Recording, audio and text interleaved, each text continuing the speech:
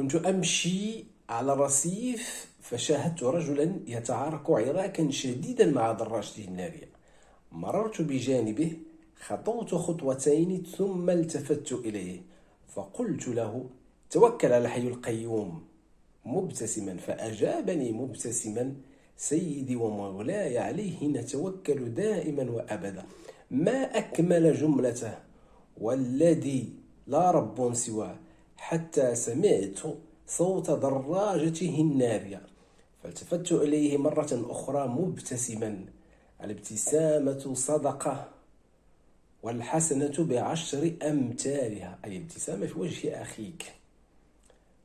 فالشاهد في هذه القصة هو أن ذلك الرجل كان يتوكل على قواه البدنية، ونسي أن يتوكل على الحي القيوم الذي لا تأخذه سنة ولا نوم.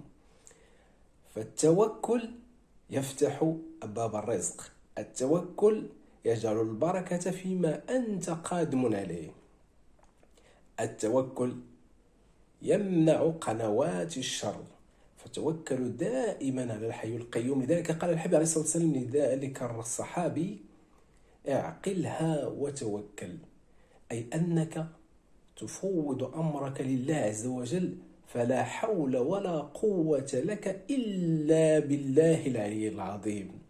فتوكلوا دائما على الله وانتظروا خيرا، لأن من يكون مع الله يكون الله معه.